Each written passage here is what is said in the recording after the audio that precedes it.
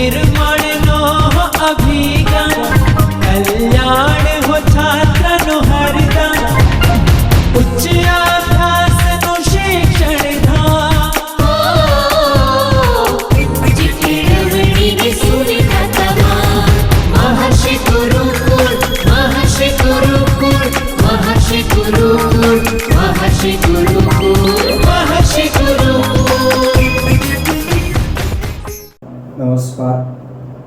આગળ આપણે વાહકોમાં સાનુકૂલિત પ્રતિકૃતિઓ બનાવવા માટે કેવા પ્રકારની વિશેષતાઓ હોવી જોઈએ તો એમાં 4 વિશેષતાઓ વિશે આપણે સમજવાનું છે, જેમાં આપણે પહેલી વિશેષતા સ્વયં જનનની ઉત્પત્તિ તેના વિશે ચર્ચા કરેલી।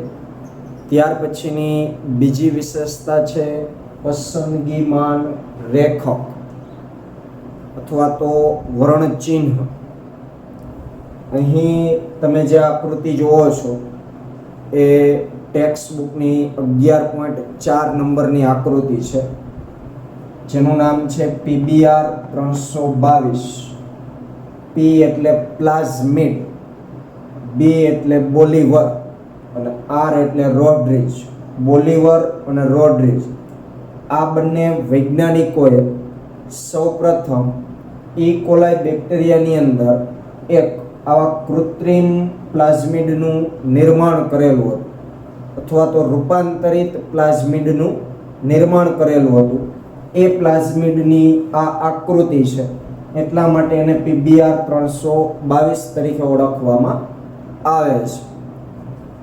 તો એની અંદર તમે જોવો છો કે આપણે અલગ અલગ કલરના ભાગો બતાવ્યા છે। આ પ્લાઝમિડ છે એ વલયાકાર DNA છે, આ વ્હાઇટ કલરની બોર્ડર એ એની બંને શૃંખલાઓ છે, અને આ જે કલરિંગ ભાગ જોવો છો એ અલગ અલગ જનીનો એની ઉપર જે આવેલા છે એ સૂચવે છે। એ સિવાય આ જે બધા નામ આપ્યા છે એ બધા રિસ્ટ્રિક્શન એન્ડોન્યુક્લિયેજ ઉત્સેચકો છે। ઇકોઆર1, CLA1, HIND3, BAM-H1, SAL1, PVU2, PST1, PVU1 આ બધા શું છે? એન્ડોન્યુક્લિયસ છે। આકૃતિમાં એમના નામ જે એરા પ્રમાણે બતાવેલા છે તો ત્યાં મેં વ્હાઇટ આવા ડાર્ક ભાગ કર્યા છે। આપણે ટેક્સ્ટ બુકની આકૃતિમાં નથી, પણ મેં સમજાવવા માટે અહીં એવા વ્હાઇટ ભાગ દોર્યા છે। એટલે આ HIND3 છે તો એનું સ્થાન અહીંયા બતાવ્યું છે, મતલબ કે HIND3 નું ઓળખ સ્થાન અહીં છે।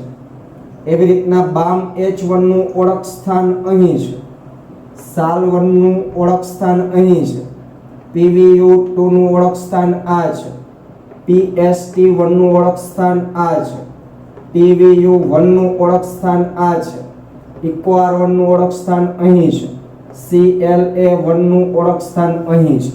એ બધા જે એરા જ્યાં જ્યાં ટચ થાય છે એ એમના ઓળખ સ્થાનો છે। એટલે કે ત્યાં ચોક્કસ એવો પેલિન્ડ્રોમિક ક્રમ હશે કે જ્યાં આ રિસ્ટ્રિક્શન એન્ડોન્યુક્લિયેજ ઉત્સેચકો કાર્ય કરી અને DNA ને કાપતા હોય છે, અને ત્યાં પાછળ ચોક્કસ પ્રકારના જનીનો આવેલા હશે, કારણ કે DNA ની અંદર જનીનોની ગોઠવણી હોય છે।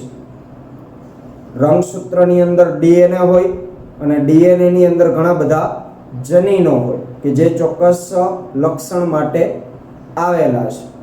તો આ એક રૂપાંતરિત પ્લાઝમિડ છે જે બોલિવર અને રોડ્રિજ નામના વૈજ્ઞાનિકો દ્વારા નિર્માણ કરાયેલું છે, એટલે આપણે એનું નામ PBR 322 આવું આપેલું છે। આ આકૃતિ સાથે હવેના આપણે ટોપિકો સમજવાના છે। તો બીજી વિશેષતા પસંદગીમાન રેખક, એની આપણે વાત કરી તો સ્વયં જનનની ઉત્પત્તિની બાજુમાં સ્વયં જનનની ઉત્પત્તિની બાજુમાં વાહક A પસંદગીમાન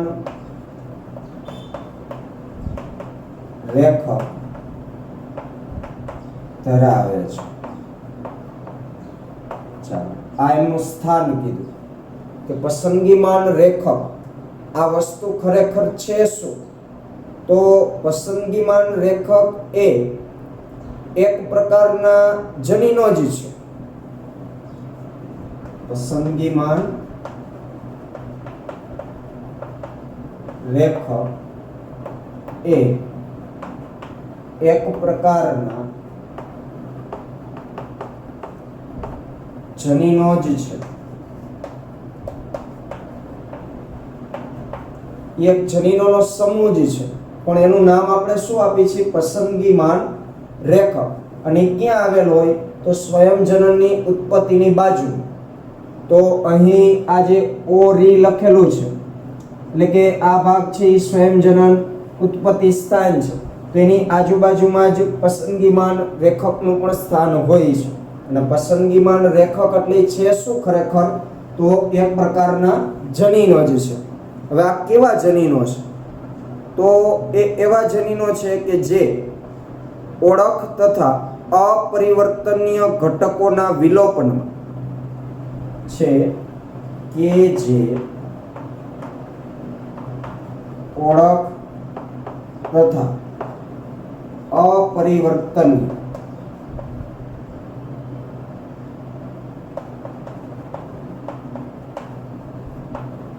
ઘટકોના વિલોપનમાં તેમજ ટેક્સ્ટ બુકની અંદર થોડીક આમ અટપટી લાઈન વાંચતા લાગશે, પણ હું સાદી ભાષામાં લખું છું. અને પરિવર્તનશીલ ઘટકોની વૃદ્ધિ માટે તેમજ પરિવર્તનશીલ ઘટકોની વૃદ્ધિ માટે પસંદગીમાન અનુમતિમાં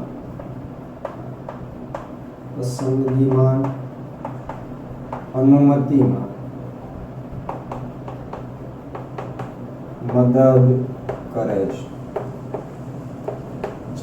આ એમનું કાર્ય છે. પસંદગીમાન રેખક ખરેખર શું છે? કોઈ એક ચોક્કસ જનીનોનો સમૂહ છે, અથવા તો કોઈ એક ચોક્કસ પ્રકારના જનીન છે. હવે શું કરે છે? તો ઓળખ તથા અપરિવર્તનીય ઘટકોના વિલોપનમાં તેમજ પરિવર્તનશીલ ઘટકોની વૃદ્ધિ માટે પસંદગીમાન અનુમતિમાં મદદ કરે છે. આ લાઈન સમજવી અઘરી નથી. લખાણ એવું છે મટપટા ટાઈપ, પણ ત્રીજી વિશેષતા આપણે ક્લોનિંગ જગ્યાઓ જ્યારે ભણશું તો એમાં પરિવર્તનશીલ ઘટક અને અપરિવર્તનશીલ ઘટક કોને કહેવાય એની આપણે વિસ્તારથી ચર્ચા કરીશું. એટલે આ લાઈન ત્યારે એકદમ પરફેક્ટ ક્લિયર થશે. અત્યારે આ લાઈન આપણે સમજવા જશું તો એ ત્રીજો મુદ્દો જ ચાલુ થઈ જશે, પણ એ ત્રીજા મુદ્દાની અંદર જ આપણે આ ચર્ચા આવરી લેશું કે શું વાત છે, આ પસંદગીમાન રેખકનું કાર્ય શું છે. ક્લિયર? એટલે અત્યારે ખાલી આપણે આને આ રીતે યાદ રાખીશું, પણ ત્રીજો મુદ્દો આપણે ક્લોનિંગ જગ્યા જ્યારે ભણશું આ આકૃતિની મદદથી, ત્યારે આ લાઈન એકદમ ક્લિયર થઈ જશે. તેઓ ઘણીવાર પ્રતિજૈવિક અવરોધક જનીનો ધરાવતા હોવાથી તેઓ પ્રતિજૈવિક દ્રવ્યો જેવા પસંદગીમાન સભ્યથી સજીવને રક્ષણ આપે છે, અથવા તો તે સામાન્ય રીતે તેને મારી નાખે છે કે તેની વૃદ્ધિને અવરોધે છે. આ પણ એક એનું કાર્ય છે કે તેઓ ઘણીવાર પ્રતિજૈવિક અવરોધક જનીન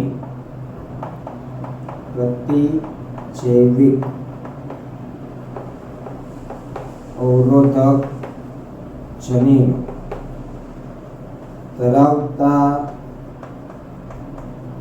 હોવાથી હમણાં જોઈએ આપણે તેઓ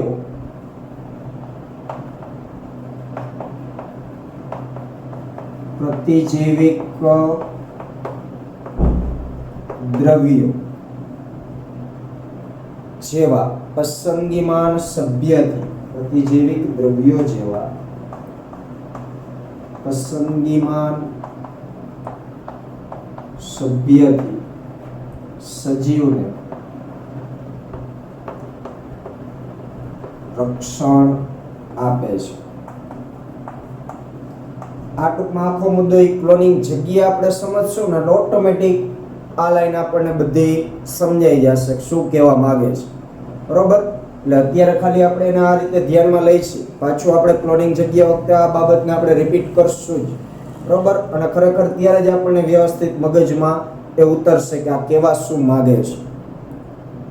તે સામાન્ય રીતે તેને મારી નાખે કે તેની વૃદ્ધિને અવરોધે પણ છે. એટલે કે આ પણ એક પસંદગીમાન રેખકનું કાર્ય છે કે જે સ્વયંજનનની ઉત્પત્તિની બાજુમાં જે જનીનો આવેલા છે તો એ જનીનો ઘણીવાર કેવા જનીન ધરાવે છે? પ્રતિજૈવિક અવરોધક જનીન.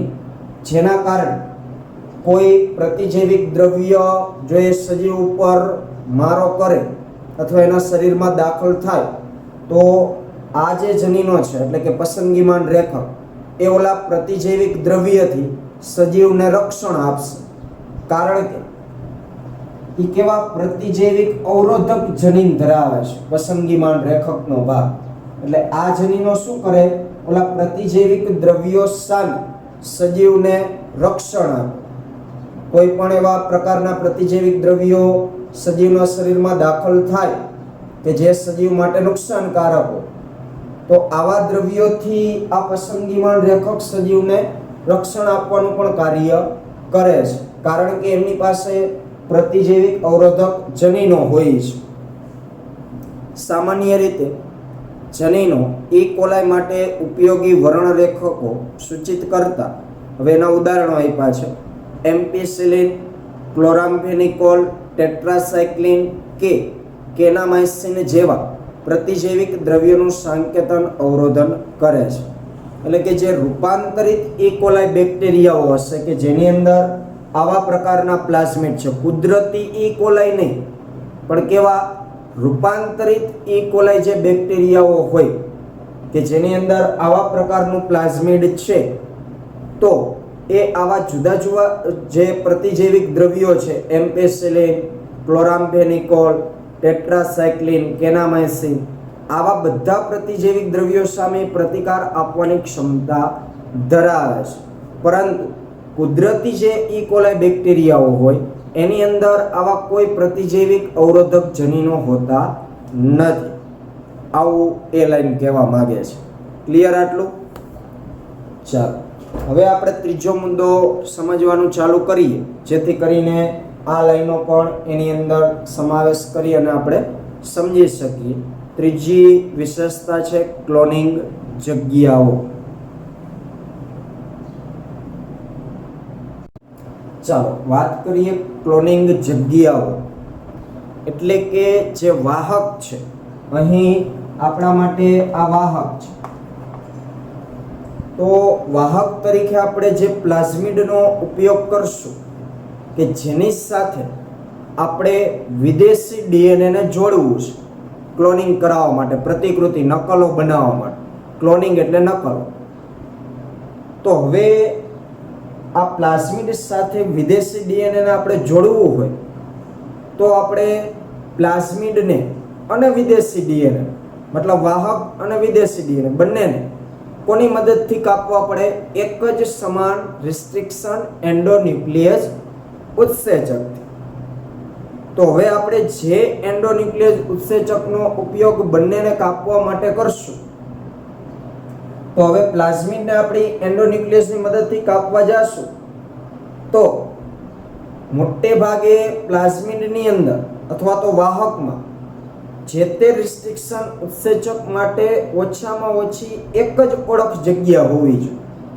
ઓળખ જગ્યા એટલે ઓળખ ક્રમ કે જ્યાંથી કોઈ પણ એન્ડોન્યુક્લિયસ ઉત્સેચક ડીએનએ ને કાપે છે. જે અગાઉ જ મેં કીધું કે બામ H1 છે તો એની ઓળખ જગ્યા છે. જો બામ H1 ની ઓળખ જગ્યા અહીંયા હોય, અહીંયા હોય, અહીંયા હોય તો શું થાય કે બામ H1 ની ત્રણેય જગ્યાએથી આ પ્લાઝમિડને કાપી નાખે તો એક કરતા વધારે ટુકડાઓ થઈ જાય. એટલે પહેલી લાઈનમાં એવું કીધું છે કે વિદેશી ડીએનએ જોડવા માટે વિદેશી ડીએનએ ને જોડવા માટે સામાન્ય રીતે ઉપયોગમાં લેવાતા રિસ્ટ્રિક્શન એન્ડોન્યુક્લિયસ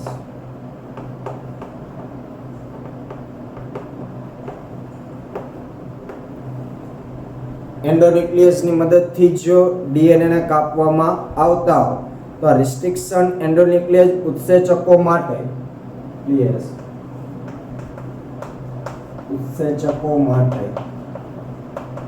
વાહકમાં ખૂબ જ ઓછી કે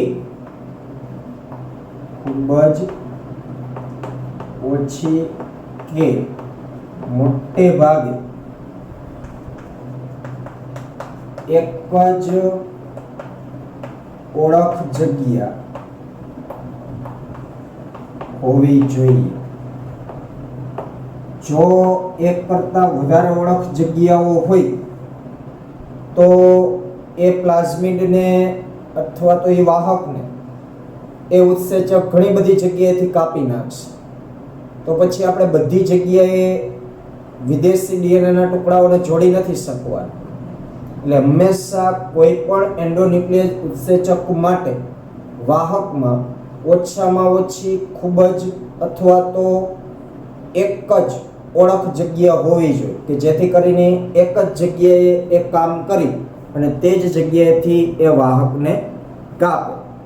વાહકની અંદર જો એકથી વધારે ઓળખ જગ્યા હોય તો તેના ઘણા બધા ટુકડાઓ થઈ જશે જે જનીન ક્લોનિંગને જટિલ બનાવી દેશે. જો વધારે ઓળખ ક્રમ હશે તો પછી એ ઉત્સેચક એ પ્લાઝમિડને અથવા તો એ વાહકને ઘણી બધી જગ્યાએથી કાપી નાખે તો પરિણામે ઘણા બધા ટુકડા થઈ જાય. હવે ઘણા બધા ટુકડાઓ થઈ જાય તો પછી વિદેશી ડીએનએ નો ટુકડો તો આપણી પાસે એક જ હોય તો એને પછી ક્યાં બંધ બેસાડો અને એ પ્રક્રિયા જે કંઈ રાસાયણિક રીતે થવાની છે એ એકદમ જટિલ થઈ જશે. એટલે આવું ન બને એટલા માટે વાહકમાં જે ઓળખ જગ્યા છે જે તે એન્ડોન્યુક્લિયસ માટે એ ખૂબ જ ઓછી અથવા તો એક જ હોવી જોઈએ.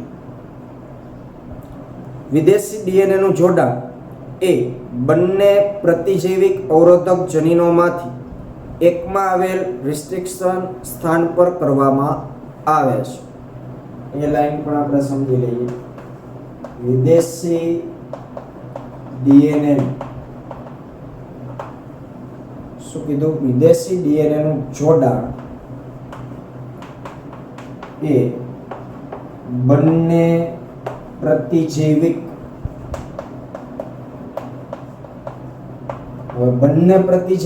એટલે આકૃતિની અંદર તમે જોઈ શકો છો કે અહીંયા TET R એટલે ટેટ્રાસાયક્લિન અવરોધક જનીન અને AMPR એટલે એમ્પિસિલિન અવરોધક જનીન. તો અહીં આ જે મેં આમ એરો કરીને બતાવ્યું છે એટલે કે આ ભાગ જે છે એ ભાગ પાસે કયા જનીનો છે? ટેટ્રાસાયક્લિન અવરોધક જનીન. અને અહીં જે મેં એરો કરીને આ બતાવ્યું છે તો આ જે ભાગ છે ત્યાં એમ્પિસિલિન અવરોધક જનીનો આવેલા છે. અને બંને જનીનો કેવા છે? પ્રતિજૈવિક અવરોધક જનીન. તો આ બંને જે પ્રતિજૈવિક અવરોધક જનીનોમાંથી કોઈ એકમાં આવે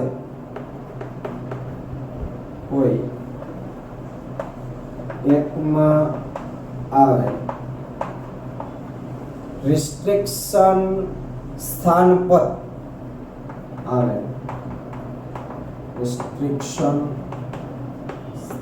પર કરવામાં આવે છે.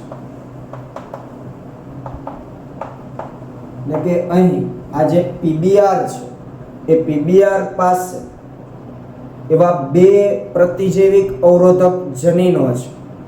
એક ટેટ્રાસાયક્લિન અવરોધક જનીનો, એટલે આ જનીનો ટેટ્રાસાયક્લિન જે પ્રતિજૈવિક દ્રવ્ય છે એનો અવરોધ કરતા જનીનો છે. ટેટ્રાસાયક્લિન અવરોધક જનીન એનો મતલબ શું થાય કે આ જનીન ટેટ્રાસાયક્લિન અવરોધક જે ટેટ્રાસાયક્લિન દ્રવ્ય છે એનો અવરોધ કરે છે.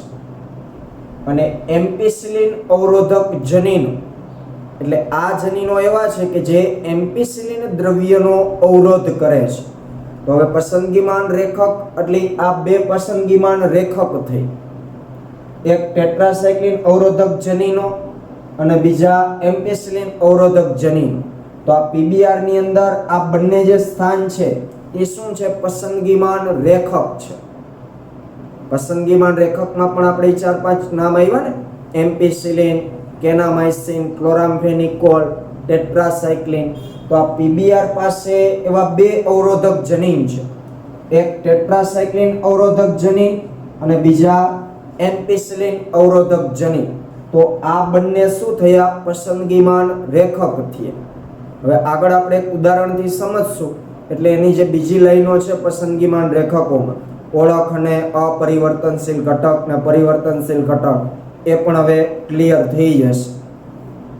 તો અહીં જે આપણે વિદેશી ડીએનએ નું જોડાણ કરવાનું છે એ આ બંને પ્રતિજૈવિક અવરોધક જનીન એટલે કે એમ્પિસિલિન અવરોધક જનીન અને ટેટ્રાસાયક્લિન અવરોધક જનીન, આ બેમાંથી કોઈ પણ એક સાથે એટલે કે બેમાંથી કોઈ એક જગ્યાએ વિદેશી ડીએનએ નું જોડાણ કરવામાં આવશે.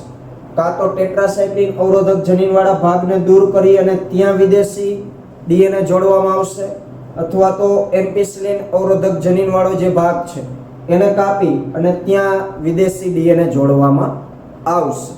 આવું એ કહેવા માંગે છે આ લાઈન કે વિદેશી ડીએનએ નું જોડાણ એ બંને પ્રતિજૈવિક અવરોધક જનીનોમાંથી કોઈ એકમાં આવે રિસ્ટ્રિક્શન સ્થાન પર કરવામાં આવે છે. હવે આપણે ઉદાહરણ સાથે આ ક્લોનિંગ જગ્યા અને પસંદગીમાન રેખકને સમજવાનું છે.